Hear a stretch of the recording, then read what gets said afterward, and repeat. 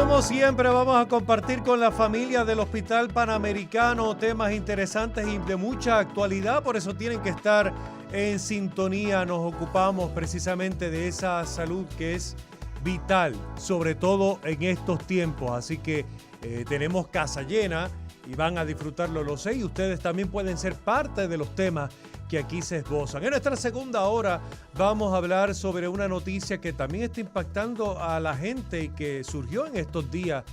Hay municipios que no tienen dentista, como usted lo oye. Realmente nuestra salud está en precario y vamos a discutir este tema. Vamos a hablar también de esta noticia de CNN que publica donde ellos tienen 12,000 certificados de defunción de Puerto Rico a causa del huracán María. Esto aún nos pone los pelos más de punta. Vamos a discutir también este tema y por supuesto la opinión de ustedes, la familia extendida como de costumbre. Ya inicia Noches con Sentido.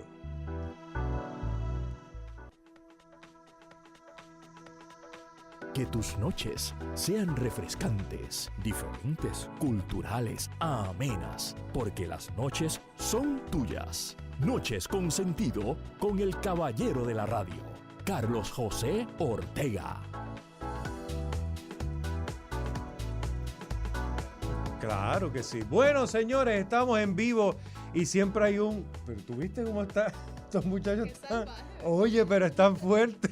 Bueno, es que la conversación ya comenzó y siempre se pasa bien con la familia del Hospital Panamericano y esperemos que ustedes estén ya en sintonía.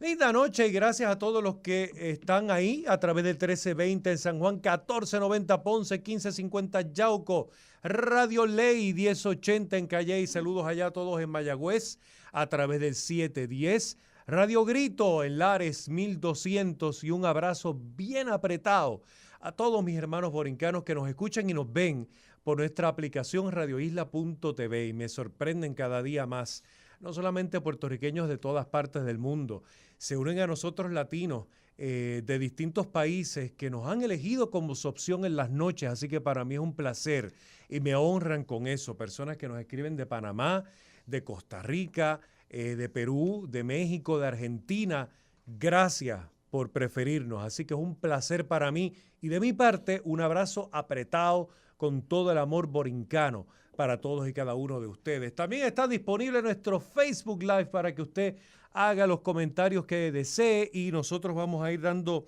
lectura a todos y cada uno de ellos y así también usted puede ser parte de lo que se discute, sobre todo acá cuando conversamos con los amigos del Hospital Panamericano. Así que gracias por eso y gracias por unirse cada vez más.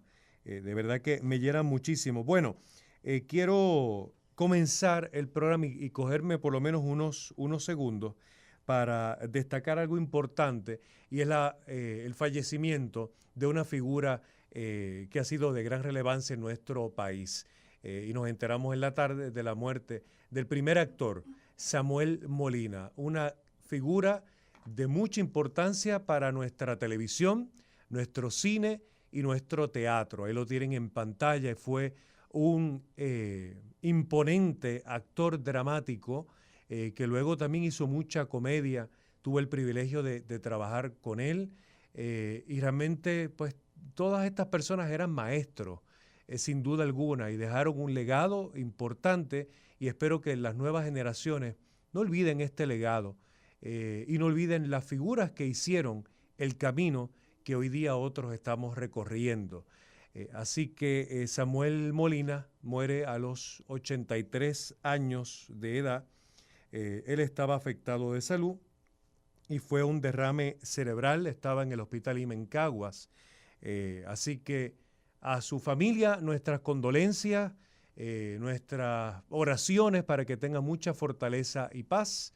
Y siempre le daremos un gran aplauso porque así se despiden a las estrellas, a estas figuras que tanta gloria nos dieron. Así que Samuel Molina descansa en paz. Bueno, vamos entonces a comenzar con el tema que tenemos para hoy, que es importante, pero vamos siempre a dar la bienvenida. Como siempre aquí está Rafa Rivera, por favor, enlace comunitario que está en el piso de abajo, pero, es por la silla, pero ahí está, así está en el primer piso. Buenas noches para todos, buenas noches. Bueno, ahí regresó luego de un viaje a Europa nuestra reportera Alondra Guerque y ya está aquí con nosotros nuevamente. Buenas noches. Alondra, bienvenida nuevamente. Gracias. Muy bien. Nuestro psiquiatra residente de Noches con Sentido, Ángel Martínez, está ahí también. Está, Buenas noches a todos. junto con Rafa en el primer piso. Ahora. Sí, ahí está. Exacto, ustedes van a compartir micrófono. Y va a estar con nosotros también la directora de enfermería, Jennifer Torres. Bienvenida. Saludos, buenas noches. Ahí estamos y nos compartimos ahí estamos. Ustedes que somos más y hay casa llena. Más adelante vamos a estar hablando con Adrián Graham, director clínico de admisiones de Panamericano San Juan y Ponce. Mientras tanto vamos a compartir un tema que yo sé que mucha gente está esperando y es el manejo de una emergencia de salud mental. Sobre todo en estos días, y quiero, a modo de introducción, tomar estos segundos porque ha habido mucha emergencia en los últimos días. Ayer hice un comentario cerrando el programa, a mí me preocupa mucho cómo estamos atendiendo la salud mental y cómo las personas ven el issue que tenemos real de salud mental. Hay una incidencia muy alta de suicidios. A mí me preocupa mucho y quiero que en este programa, no solamente los miércoles, sino que llevemos el mensaje, si se pudiera a diario, para que las personas entiendan que para todo hay una solución y que ustedes están disponibles en todo momento para que la gente acuda a buscar ayuda. Esto es importante y es vital y es un tema que hay que tocarlo con mucha sensibilidad. No crea que las personas que se ven tentadas o coquetean con esto son personas que no creen en Dios o que no tienen familia. Pues mire, créalo o no, muchas personas son creyentes, muchas de estas personas tienen familia y aún así tienen una soledad o quizás no ven la solución a sus males. Y por eso quería hacer hincapié en esto y recalcar que vamos a estar recordando todo lo posible, la ayuda que ustedes pueden conseguir y que está al alcance de sus manos con una simple llamada al Hospital Panamericano. Lo van a atender, lo van a escuchar y sobre todo, lo recalco nuevamente, hay remedio para todo problema. Para lo que no hay remedio es para uno quitarse la vida, no hay vuelta atrás, pero para todo hay remedio. Y ellos los van a ayudar a eso. Así que vamos a comenzar. De hecho, esta es una de las emergencias que hay hoy día. ¿Cómo podemos definir, para empezar, qué es un manejo de emergencia de salud mental? Para empezar por ahí, porque a veces entendemos, mira, viene una persona con un ataque cardíaco y demás, pero ¿qué es una emergencia de salud mental? ¿Por quién comenzamos? Vamos a ver. Ustedes me dicen, doctor. Bueno, cuando hablamos de una emergencia de salud mental, tenemos que identificar que puede comenzar por un disturbio emocional del ánimo, un disturbio en las emociones y un disturbio de pensamiento y en la conducta. Cuando uno ve cambios drásticos en esto que acabamos de mencionar, tenemos que preocuparnos. ¿Cuáles son las emergencias que tradicionalmente observamos? Mencionamos una, el suicidio. También está lo que es cambios en conducta de agresividad. Cuando una persona muestra una agresividad más allá de lo que es esperado, lo que es una discusión, un argumento, se puede convertir en una emergencia psiquiátrica. Y entonces están lo que es poder diferenciar cuando una emergencia es psiquiátrica o de lo que tradicionalmente se conocía como medicina física. Ahora podemos integrar, entendemos que psiquiatría es una rama también de medicina y que el cuerpo interactúa. Por lo tanto, hay condiciones que pueden demostrar unos cambios en patrones, como por ejemplo un paciente que tiene demencia, una condición de pérdida de memoria y unos cambios que están ocurriendo. También puede mostrar cambios en conducta, agresividad, puede tener de repente sentir que le están tratando de hacer daño, ver cosas que no están ahí. So que hay muchas condiciones que conocemos tradicionalmente que pueden causar todos estos cambios. Cualquier condición neurológica puede causar cambios en la conducta, puede causar alucinaciones, puede causar desánimo. Las sustancias también pueden causar todo el espectro de síntomas psiquiátricos. Así que para definirlo un poquito mejor, lo que vamos a ver usualmente son suicidios, uso de sustancias, sea porque está intoxicado la persona o porque está en retirada, o sea, unos síntomas que se presentan cuando la persona descontinúa la sustancia de cantazo o de repente, y la agresividad. Eso es lo que usualmente podemos observar más. Y lo que son las alucinaciones en condiciones de psicosis, lo que es ver cosas que no están perceptiblemente presentes o ideas delirantes que una persona cree fijamente algo que no es cierto y le puede hacer cambiar de conducta hacia las personas a su alrededor. Esas 4 cosas son las más que vamos a ver dentro del campo de psiquiatría y que usualmente cuando ya la persona ha tenido un tratamiento previo, los familiares saben que o se está descompensando o no se está tomando los medicamentos y necesita atenderse inmediatamente. Sí, vemos que son muchas. Jennifer, ¿cómo entra aquí entonces la enfermería? ¿De qué manera la enfermería, como directora de enfermería, qué papel juega en todo esto?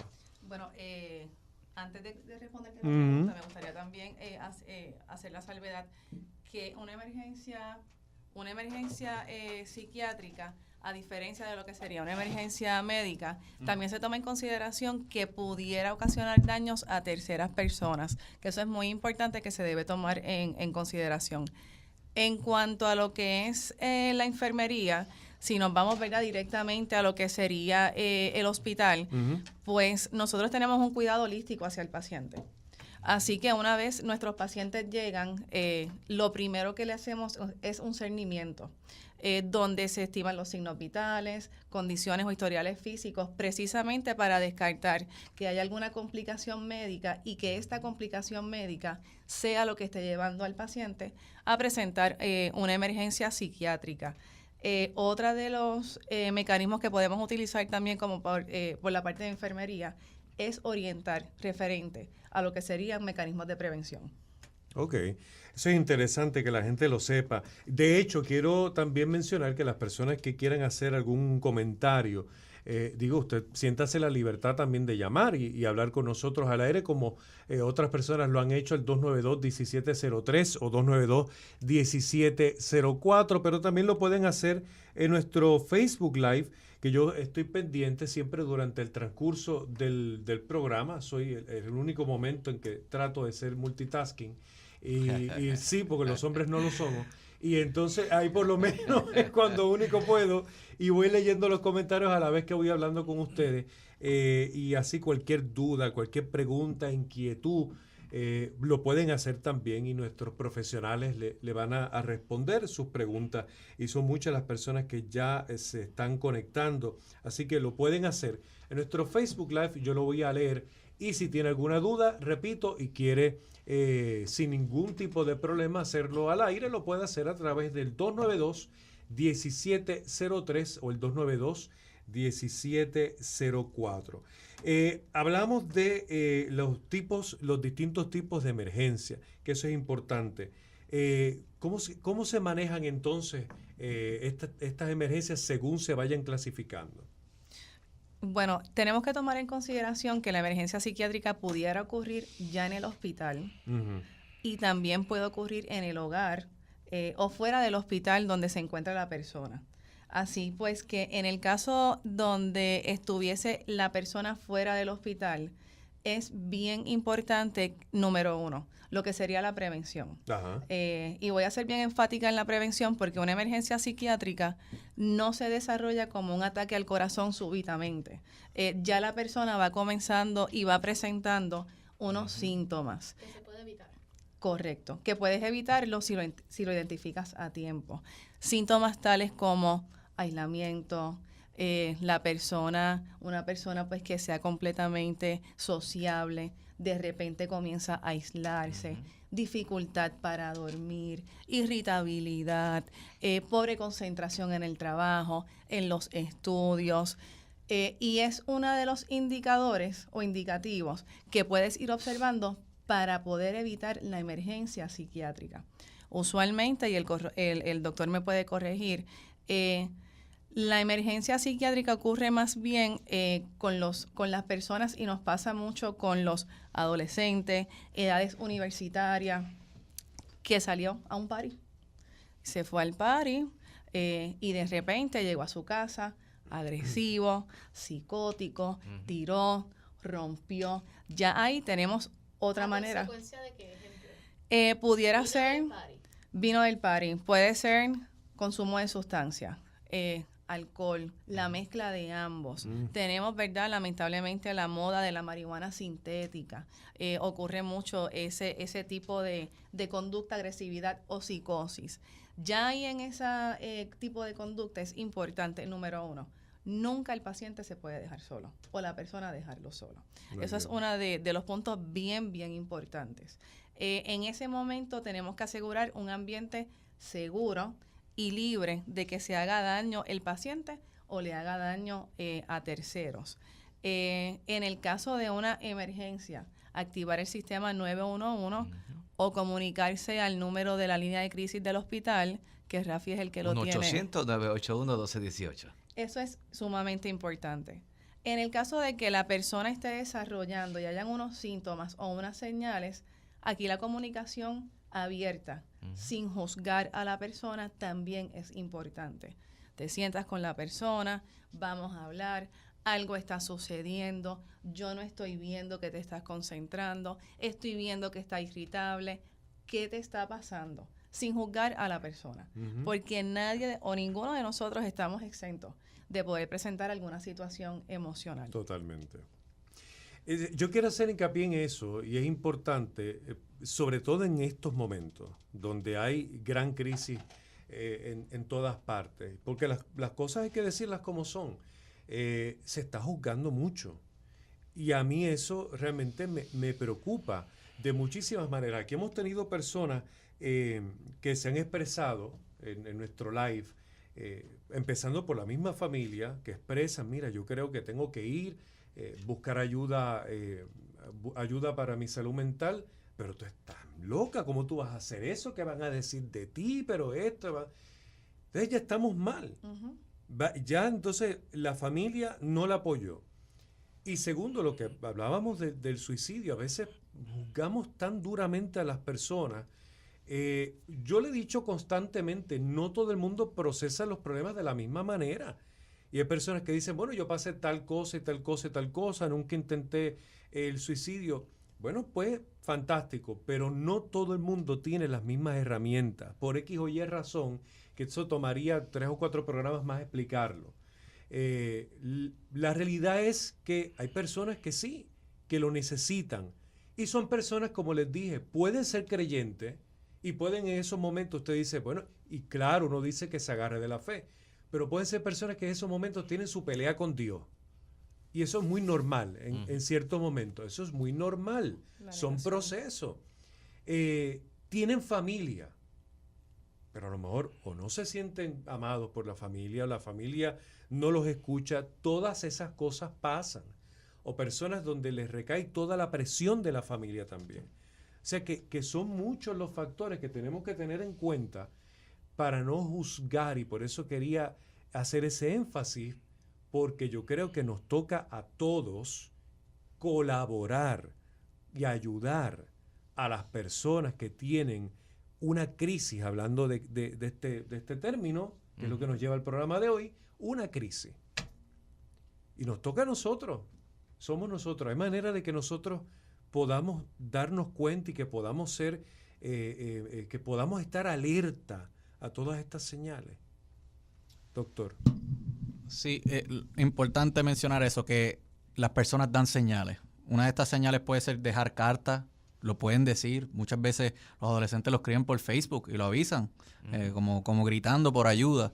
Y no podemos pasarnos de la vista larga y decir aquí no pasa nada. Hay que actuar, hay que buscar ayuda.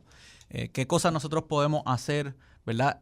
Hablamos de la prevención y quería añadir en eso de la prevención que es importante disminuir el estigma y es importante aumentar el acceso a la salud mental, porque muchas personas no buscan. La mayoría de las personas tratan de evitar cualquier mecanismo que lo acerque a ayuda de salud mental por el estigma que tienen. Y le van a decir a uno, mira, yo traté algo natural, yo traté esto y traté lo otro, pero no fueron a una evaluación. Así que es importante reconocer los mecanismos que tenemos, aumentar las figuras. Mencionaste que hay personas que tienen distintas cantidades de herramientas, pero a veces esa persona puede tener más herramientas todavía.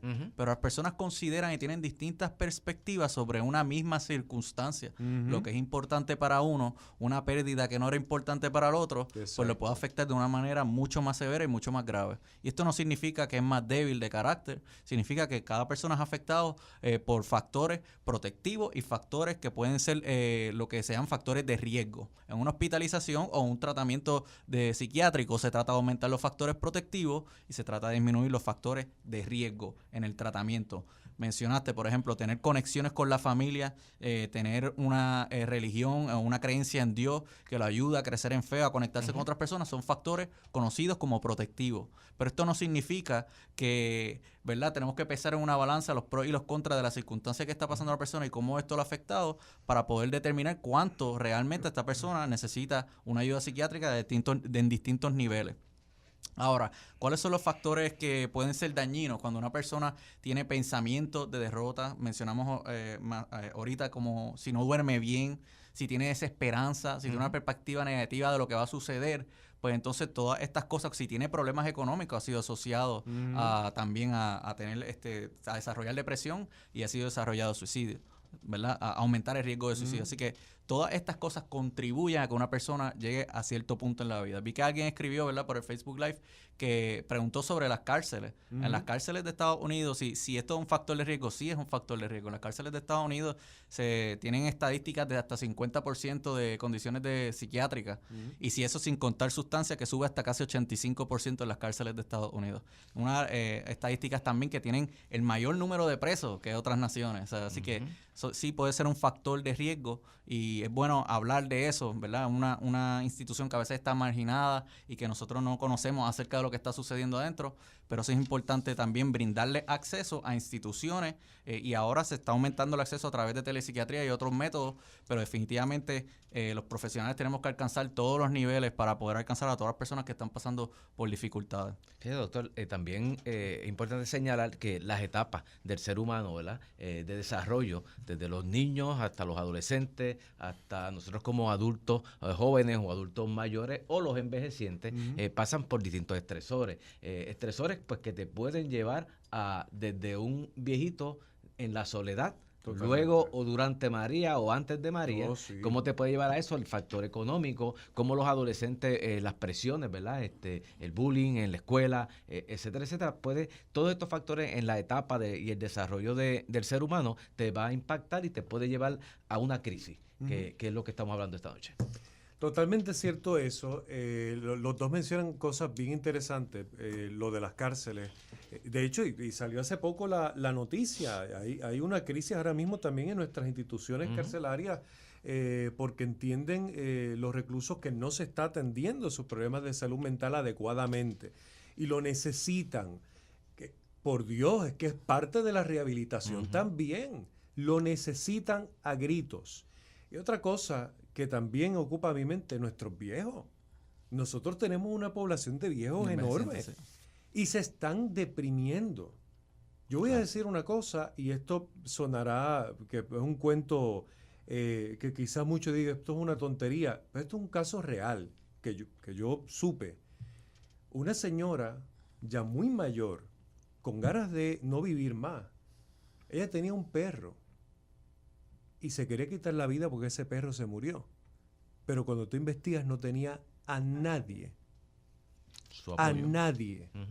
en la vida. Su único amor era ese perro. Tenemos que ser sensibles con este tema. Y hay gente que quizá oye eso y se burlan o lo toman, no es ningún relajo. Su perro era todo lo que ella tenía.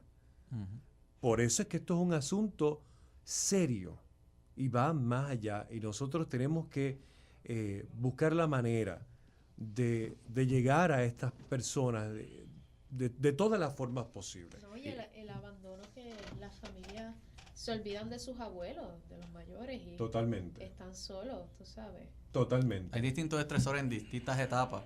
Los adolescentes, mencionamos ahorita, puede haber sustancias, pero también separaciones de noviazgo son bien drásticas para los adolescentes. Es bien frecuente que lo encontremos en crisis, ¿verdad? O que haya considerado hasta quitarse la vida en algunos casos. En adultos también lo que es la separación, perder el empleo, el divorcio, y cuando son más envejecientes los problemas económicos, que a veces se encuentran que no pueden tratar sus condiciones físicas crónicas. Algo como el desastre natural, que muchas personas perdieron sus hogares por completo y se encontraban en unas situaciones en donde no podían ni cuidar su salud, ni necesidades básicas. Así que todo eso se convirtieron en factores de riesgo y hay que atenderlos y disminuirlos para poder atender lo que es el suicidio. Y lo interesante es que entonces esta emergencia progresiva, ¿verdad? Todos estos factores van en aumento cada vez y ahí es que obviamente entonces llega esa emergencia que tenemos que aprender a manejar. Oye, Ángel, ahorita estabas mencionando sobre los pensamientos negativos. Cuando una persona tiene ese tipo de pensamiento, ¿cuál es la solución más inmediata para ellos? Depende del pensamiento negativo que esté teniendo, pero es una evaluación completa siempre es importante. Pero en el momento. Sí, dependiendo. Si está hablando de que tiene ideas de hacerse daño, ¿verdad? Pues entonces esa persona ya amerita una evaluación urgente, de emergencia, dentro de 24 horas. Lo más correcto es, si está, no abandonarlo, escuchar a la persona y buscar que la persona se atienda inmediatamente. Ahora, y tomarlo en serio, ¿verdad? Muchas personas pueden minimizar la experiencia. Uno puede perder objetividad si conoce a la persona y dice, ay, no, él no va a hacer nada, yo lo conozco. Y los mecanismos de defensa de uno de negación dicen, ay, olvídate, no, yo creo que él no va a hacer nada. Pero imagínate el peso que debe cargar una persona si ocurre algo hacia el otro día, ¿verdad? Así que todas las instituciones, sean las escuelas, sean los trabajos, tienen una responsabilidad, los familiares, de llevar a esa persona a una evaluación inmediata, ¿verdad? Entonces, ¿cómo lo hacemos? Vamos a poner el ejemplo que una persona se rehúsa.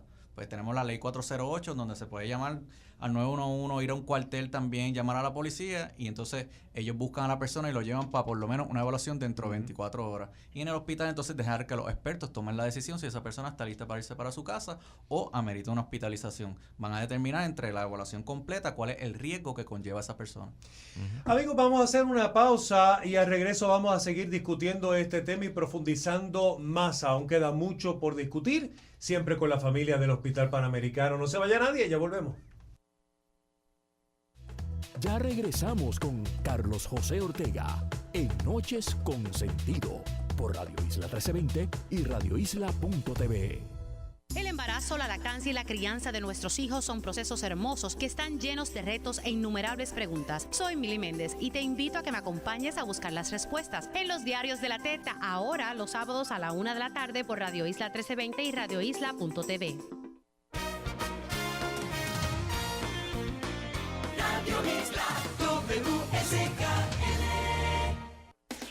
Voz Alternativa. El análisis de la situación actual del país no se detiene y los domingos llega con voces diferentes a Radio Isla. Voz Alternativa. Fuera de líneas partidistas. Voz Alternativa. Con un diálogo respetuoso y constructivo. Voz Alternativa. Con Marcia Rivera y Pedro Adorno.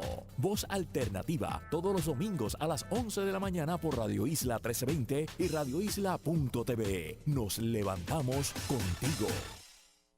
¿Quieres ser parte de la revolución mediática más importante en Puerto Rico?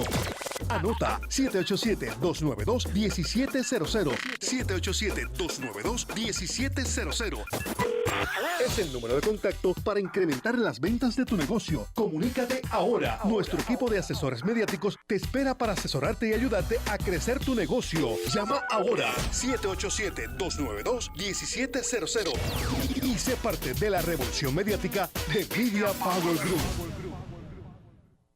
Radio Isla. De 10 de la mañana a 12 del mediodía, tú escuchas Dígame la Verdad. Somos Radio Isla 1320 y radioisla.tv. WSKN. Radio Isla. Síguenos en Facebook y Twitter. Utiliza el hashtag Radio Isla TV para que te unas a la discusión. Ahora volvemos con más de Noches con Sentido, con el caballero de la radio, Carlos José Ortega. Estamos de vuelta, gracias a todos por la sintonía como de costumbre a través del 1320 en San Juan y toda su cadena. Hay mucha gente conectada de hecho con este tema y no he podido saludarlos como hago usualmente. Gracias Carlos Chaparro por estar ahí, Magdiel Ocasio, un abrazote, Luis Nieves. Anet Purcell, gracias. Jenny Ramos, Está ahí Graciela Zenaida, buenas noches para ti también. Mari Coto Rivera, Luis González, Jean-Pierre Vargas, un saludo desde Arecibo. Ivette Vélez está presente, Celi Correa, gracias, está muy interesada en el tema. Ana Rivera de Tirado, gracias mil. Vamos a ver quién más tengo en la familia. Quiñones Adames, están ahí todos pegaditos. Michelle Resto, un abrazo para ti, Michelle. Vamos a ver quién más. Jenny Ramos, vamos a ver Camilo José Acevedo. Dice, le gusta mucho los miércoles, dice que es uno de sus días favoritos, pues definitivamente siempre para orientación para todos ellos. Así que gracias por eso, y este es el espacio para ustedes, y pueden escribir y preguntarle a nuestros profesionales o llamar sin ningún tipo de problema al 292-1703 o 1704. Y Luis, que estaba comentando lo de las cárceles, él también habla de que en su caso, además de buscar ayuda, se agarró de la lectura de todos los periódicos, libros y además la iglesia. Muy bien, si le funcionó, fantástico. Elenit Meléndez, gracias por estar ahí en sintonía. Yaretza Asunción Montalvo. Bueno, señores, y vamos a continuar este tema que es importante, y estamos manejando crisis. Hay crisis ahora mismo. Y eso, hablar de esa manera no es ser negativo, es ver las realidades y las cosas como son. En nuestro país ahora mismo hay distintas crisis económicas, sociales, quizá de valores, salud mental, de todo. Y mucha gente a veces se pregunta y tienen esa incógnita y se rompen la cabeza, pero ¿cómo vivir en estos tiempos? ¿Cómo uno realmente logra o ser feliz o tener tranquilidad en tiempos como este, en tiempos tan convulsos? Bueno, el estado de estar sonriendo o de felicidad no es 24/7. Definitivamente hay que pasar por problemas. Todo el mundo los tiene. Todos los tenemos. Es cómo manejamos los problemas. Y hay personas que están preparadas para manejarlos o para ayudarnos a manejarlos. De eso se trata este espacio. Y si usted cree que no se puede, en este mundo, con todas las noticias que a veces le llevamos nosotros mismos por el día, yo sé que es difícil, pero se puede manejar toda esta situación. Que no es fácil, es otra cosa, pero se puede y se intenta. Auri Ruiz Marcano, gracias por estar en sintonía. Ahora a nuestra conversación se va a unir vía telefónica el director clínico de admisiones de Panamericano San Juan y Ponce, Adrián Graham. Buenas noches. Hola. Sí, saludos, buenas noches. Gracias por estar aquí con nosotros.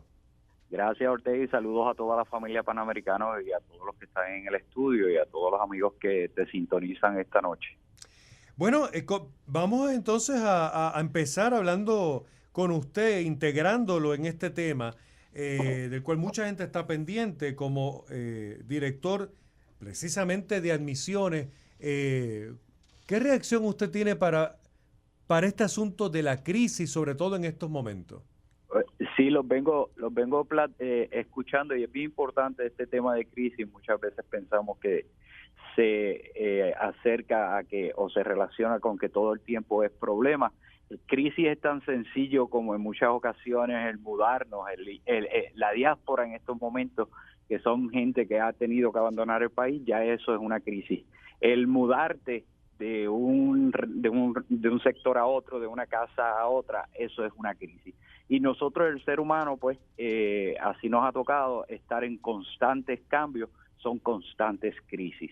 Y el área de evaluación inicial del hospital, que tenemos diferentes unidades, ya ustedes las han mencionado anteriormente, lo que es Ponce, Sidra y San Juan, pues lo que recibimos son pacientes en crisis, pacientes que necesitan una atención inmediata y que no solo el paciente lo necesita, sino ese custodio que acompaña al paciente y que todo el tiempo está pendiente a que el paciente reciba la atención necesaria.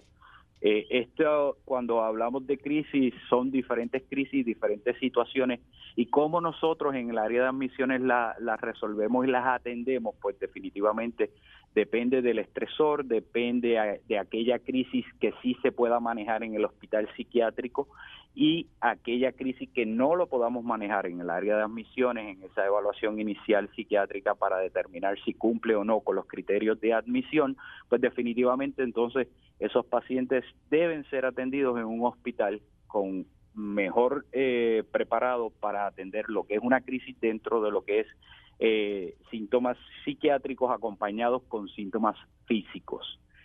Ahí eso es sumamente importante. En muchas ocasiones recibimos pacientes que vienen en crisis, pero es porque hubo un intento o un gesto suicida, ya fuera con medicamentos, ya fuera mutilándose, cortándose, ya fuera con un intento, un gesto de ahorcamiento. Pues ese tipo de paciente amerita inicialmente una evaluación en un hospital, o sea, en una sala de emergencia. Una vez ese paciente está estabilizado, pues luego se refiere a nuestros servicios. Hay otros pacientes que pues sencillamente no ha pasado por ninguno de estos estresores que ya hemos mencionado, y que sí lo que amerita es una estabilización con medicamentos en cuanto al ánimo de ese paciente, esas ideas de minusvalía, desesperanza, que viene ya con unas ideas estructuradas de hacerse daño, y aparte a eso, todo el componente que en muchas ocasiones ocupa o acompaña a este paciente, que son las alucinaciones, la agresividad, pues eso sí lo podemos trabajar directamente en el área de admisiones, y allí los médicos ya capacitados para atender este tipo de crisis, pues procedemos a estabilizar el paciente y a hospitalizarlo y darle el servicio que amerita.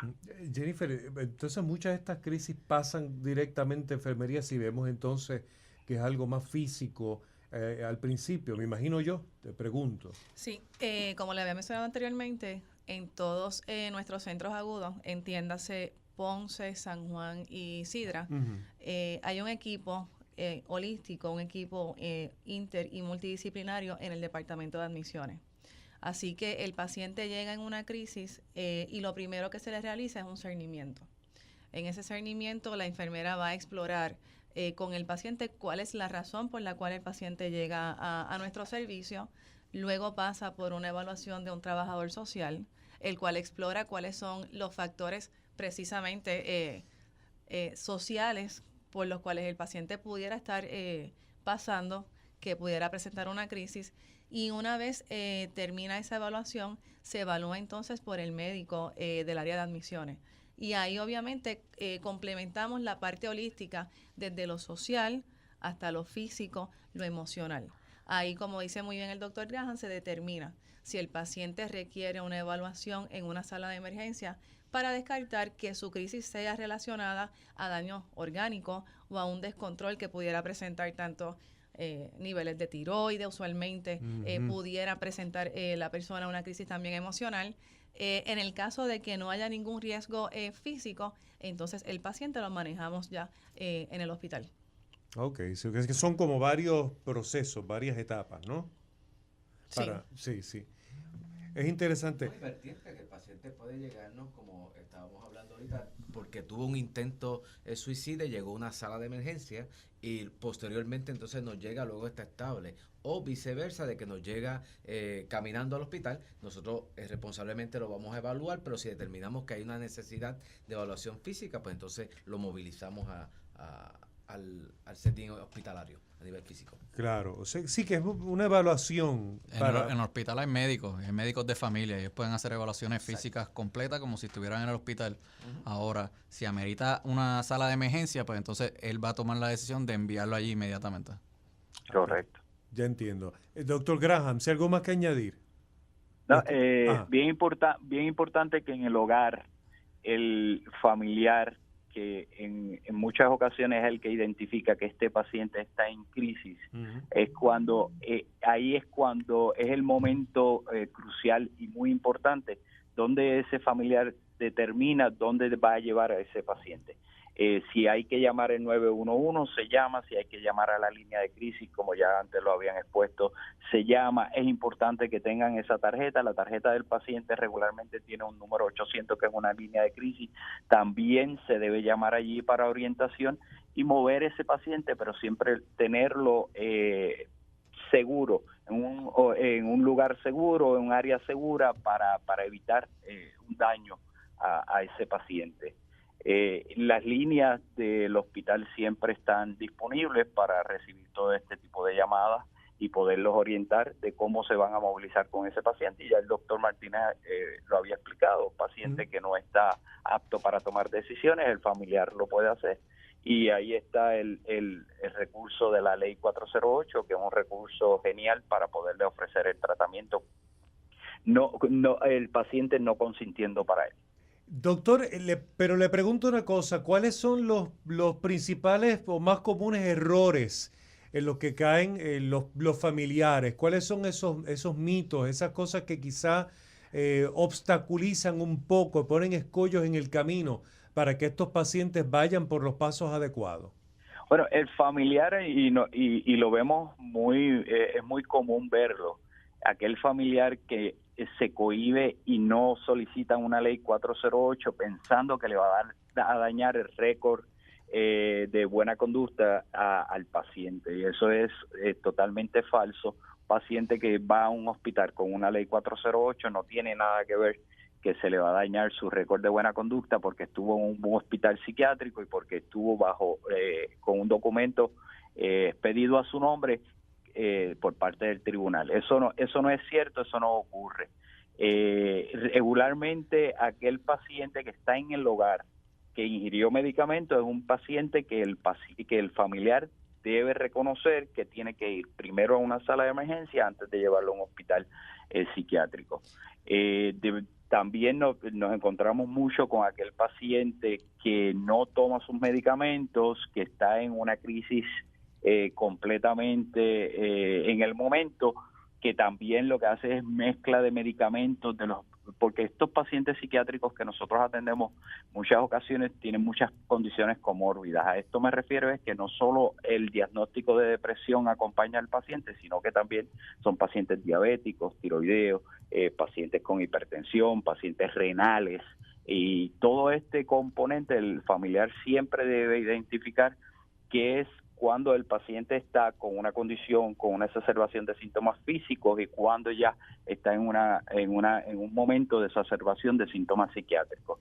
Y eso es bien importante, que el familiar conozca qué medicamentos está tomando, cuál es la conducta del paciente regularmente, y cuando identifica todo esto hay que moverse sin preguntar mucho, sin preguntar al paciente, sin pedir consentimiento al paciente, sí hay que moverse de inmediato. Sabemos que hay muchos de los pueblos del país que no tienen hospitales psiquiátricos, es por eso que la recomendación número 1 es entonces dirigirse a ese centro de salud mental, de salud físico, o a esa sala de emergencia donde se estabilice y luego entonces los trasladen a las facilidades psiquiátricas. Eso es bien importante porque no hay muchos hospitales psiquiátricos en el país, no hay muchos centros donde se puedan estabilizar estos pacientes, pues el primer centro donde debe llegar ese familiar con ese paciente es a una sala de emergencia. Jennifer.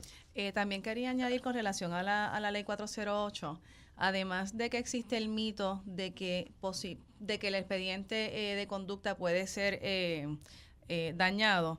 Sí. Otra de las situaciones que también ocurren es que a veces el familiar tiene el temor de erradicar o solicitar la ley 408 porque le va a dar coraje conmigo, porque sí, después correcto. No me va a querer hablar, claro. Voy a tener sentimientos de culpa. Y la realidad es que en muchísimas de las situaciones y ocasiones que el familiar solicita la ley 408, cuando ya ese paciente está estable, que reconoce que no estaba en sus 5 sentidos, que pudo haber tomado una decisión errada, agradece a ese familiar que solicitó la ley 408. Además de ello, también no necesariamente un familiar cercano tiene que solicitar la ley 408. Cualquiera de nosotros que observemos que hay una persona que pudiera hacerse daño o hacerle daños a terceros, tenemos la responsabilidad. Número 1, obviamente, de hacer el acercamiento a la persona y tratar de que voluntariamente busque la ayuda. Pero si la persona no tiene en ese momento la introspección, entiende que está bien, pues nosotros tenemos la responsabilidad entonces de poder movilizarnos para poder solicitar la ley 408 a esa persona. Yo tengo una pregunta para todos aquí, porque es una inquietud que me escriben en el live, pero es algo bastante común y que escuchamos a diario. Yo entiendo que hay personas a las que les afecta lo que se esboza en las noticias. Me lo han dicho muchas veces. Hay gente que dice, yo no sé cómo tú puedes dar noticias por el día y todas son malas. Y sí, son malas, la mayoría de ellas. O incluso las personas ni ven las noticias, por eso mismo. Ese es un buen punto al que yo quería llegar. Porque hay personas que les afectan las noticias. Y aquí voy, son realmente dos preguntas en una. Número uno, las noticias sí afectan a nivel de salud mental, y dos, ¿es correcto enajenarnos de la realidad buscando no afectarnos?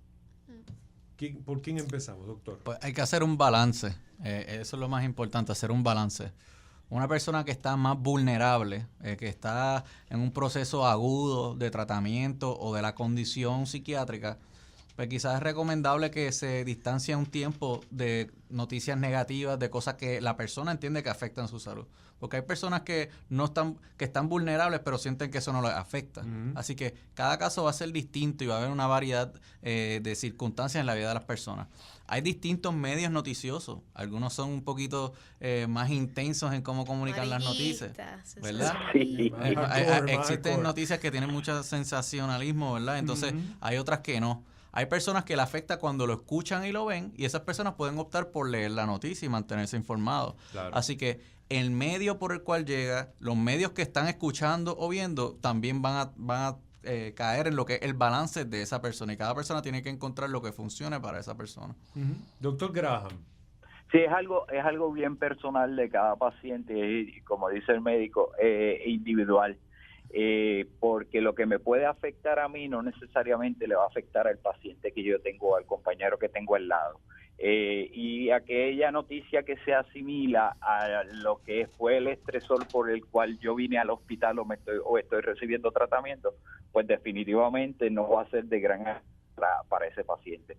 Pues es algo que esa persona debe trabajar y poder identificar. Esto yo no puedo lidiar con él, porque es parte de lo que es mi problema. Pues entonces buscar esas maneras de obviar ese tema. Y aquel tema que sea un aliciente, aquel tema que sea su fuerte, pues definitivamente entonces darle más atención. Y pues sí, es algo que debe ser individual y que ese paciente lo va a trabajar de acuerdo a todos los recursos y de acuerdo aquí hay muchos factores, porque tenemos pacientes que son pacientes educados. O sea, educados me refiero a pacientes que tienen preparación académica. Hay pacientes que no tienen la preparación académica, y con este paciente pues no es tan fácil trabajar, ni mucho menos darle todos esos elementos para que ese paciente lo trabaje de una manera adecuada, de acuerdo a su conocimiento y a su medio ambiente.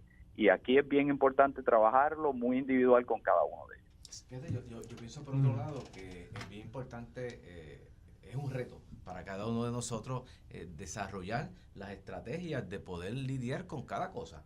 Porque si cada vez que vamos a ver la televisión y mataron a alguien nos vamos a identificar completamente, ¿verdad? Yo sé que esto no es fácil, ¿verdad, doctor? De un día para otro lo vamos a ir desarrollando, pero podemos ir lidiando con eso. Es al igual que la política. Si me voy a meter en la política, ellos están felices por allá y yo voy a estar peleando con el mundo entero. Como yo empiezo a nutrirme de la información, pero sin que eso me impacte emocionalmente. Sí. Volvemos, sé que esto no es no es una pildorita o algo así que no lo aprende de un día para otro, pero tenemos que, para mí es un reto empezar a aprender a lidiar con cada una de las cosas. Y otra cosa también importante es que nosotros no nos debemos distanciar de la realidad, pero tenemos que aprender a seleccionar.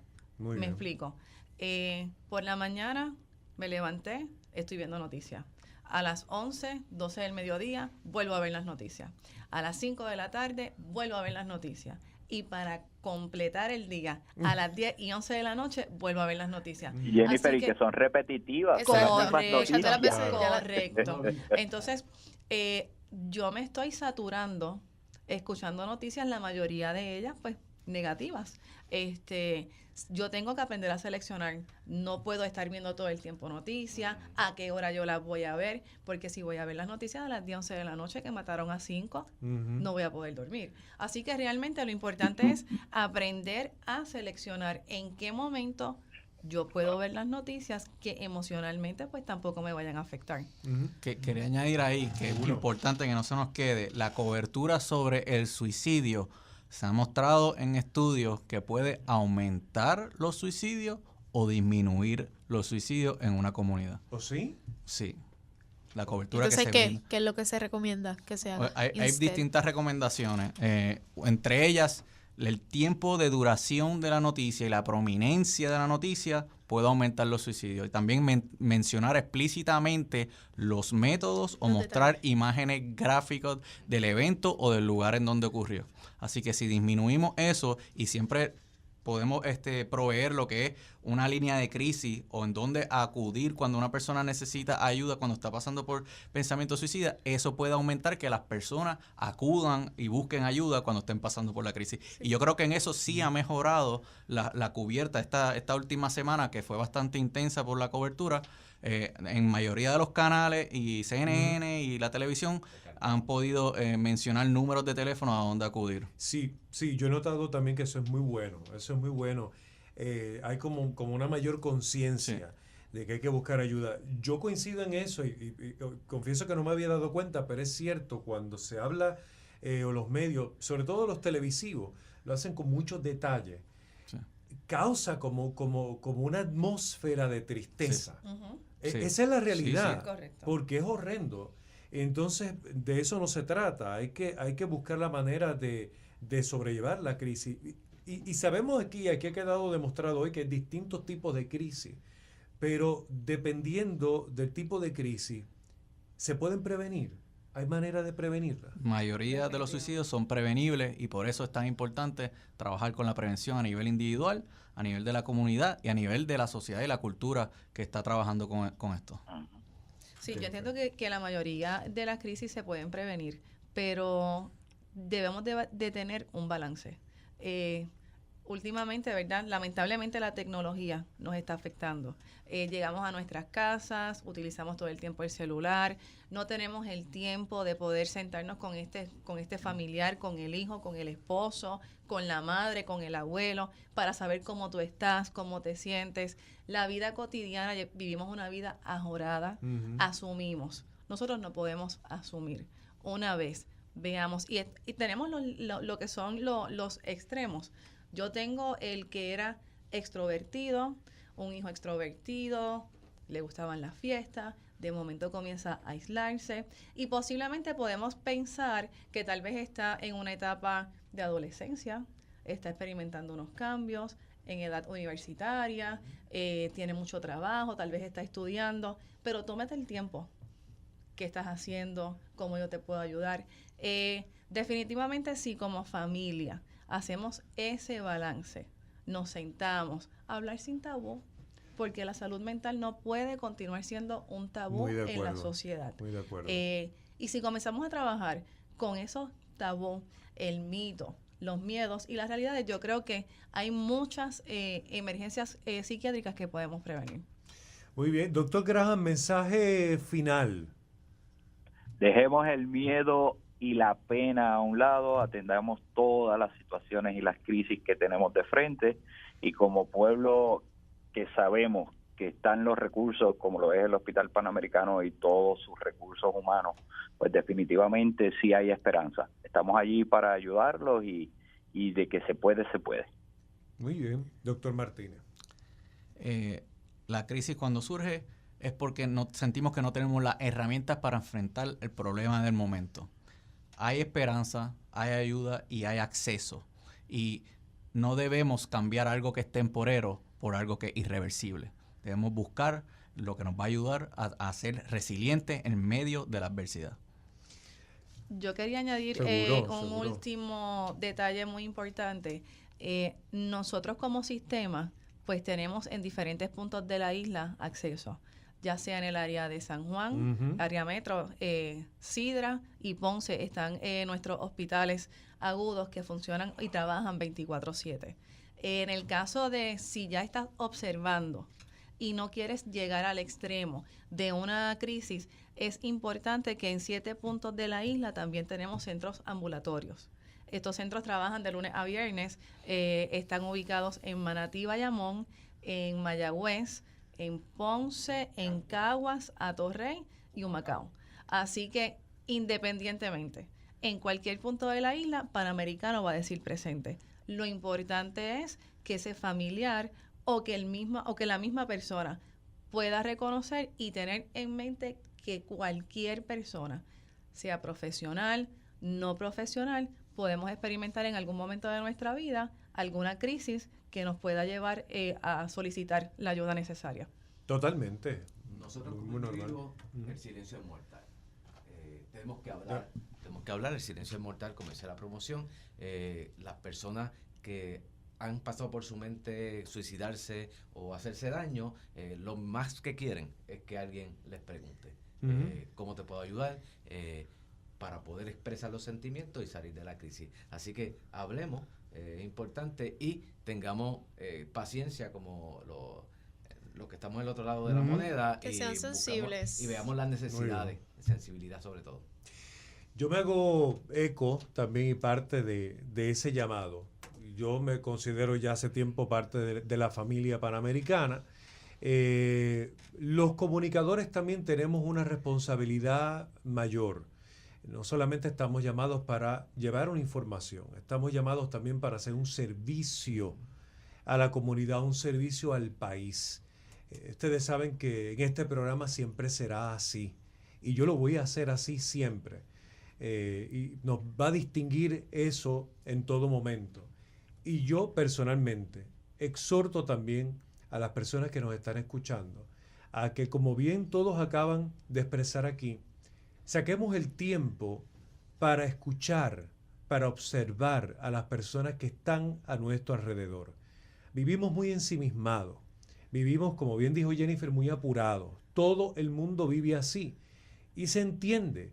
Hay muchísimas responsabilidades, el tiempo es corto, pero no, lo importante es la calidad del tiempo, y tenemos que sacar calidad de tiempo. Y realmente, aunque vivamos apurados, vamos a ser sinceros, todos tenemos tiempo.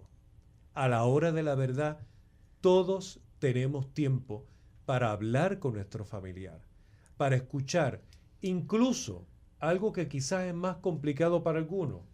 Oiga el que no es familia suya. Hay personas que no tienen familia. Por lo tanto, vamos a escuchar al que no tenga familia y necesite un oído, y necesite un hombro para llorar, y necesite una persona que le dé un buen consejo y le diga, ¿sabes qué? Conozco personas que te pueden ayudar, profesionales de la salud que te pueden sacar de ese estado en el que estás. Todos podemos aportar a un país mejor. Si bien es cierto que afuera la calle está muy complicada y que las noticias no son buenas, también es cierto de que hay mucha gente buena que pueden dar aún más. Pero yo creo que el tiempo es ahora. La crisis no espera. Por lo tanto, la atención que podemos prestarle a alguien tampoco puede esperar. Es momento de hacerlo. Hay personas que solamente dejándose sentir, y si otro le presta atención, a lo mejor desisten de una fatal decisión, y uno los puede llevar más fácil donde un profesional de la salud. Usted no tiene idea de los cambios que puede lograr en una persona que está atravesando un momento difícil. Esto no mira clase social, esto no mira si es creyente o no es creyente, esto le toca a cualquiera. Como bien también mencionaba Alondra, tenemos que tener la sensibilidad para tocar estos temas. Saquemos el tiempo, escuchemos a los demás. Yo les aseguro que Puerto Rico va a cambiar primero desde acá. ¿Dónde te pueden conseguir? Pues sí, me pueden conseguir por todas mis redes sociales como Alondra Guerque, Georke. Muy bien. El número del Hospital Panamericano. 800-981-1218. Lo vamos a recordar todo el tiempo para que la gente sepa que pueden comunicarse con ellos 24/7 y que ahí estarán disponibles. Jennifer, gracias mil por haber estado aquí. Nuestro psiquiatra, gracias como siempre. Buenas noches a todos. Y al doctor Graham, que lo he tenido vía telefónica, gracias mil por haber estado con nosotros. Agradecido y muy buenas noches. Cómo no. Amigos, y será con los amigos de Panamericano nuestra próxima conversación el miércoles que viene. Pero siempre les digo, usted quiere más información, llamen. Si necesitan el número, me llaman acá a la estación, les voy a proveer toda la información y los voy a referir para allá. Vayan, siempre comuníquense sin temor ninguno. Es una familia y así es como tenemos que ver esto. Así que el próximo miércoles estaremos conversando acá en el estudio. Así que me despido. Ahora en nuestra segunda hora vamos a hablar de otro tema. Ay, Dios mío, señores, ¿qué está pasando con los dentistas? La salud dental, que también es importante en nuestro país. Y vamos a hablar de algo que es importantísimo, este conteo de víctimas a causa del huracán María. Hoy realmente hemos recibido un impacto brutal. Por eso digo que tenemos que tener una salud mental cuidada, porque para poder escuchar noticias como esta y escuchar una cifra de 12,000, realmente tenemos que estar preparados para eso. Hay que hablarlo. Eso es nuestra segunda hora de Noches con Sentido. No se vaya nadie.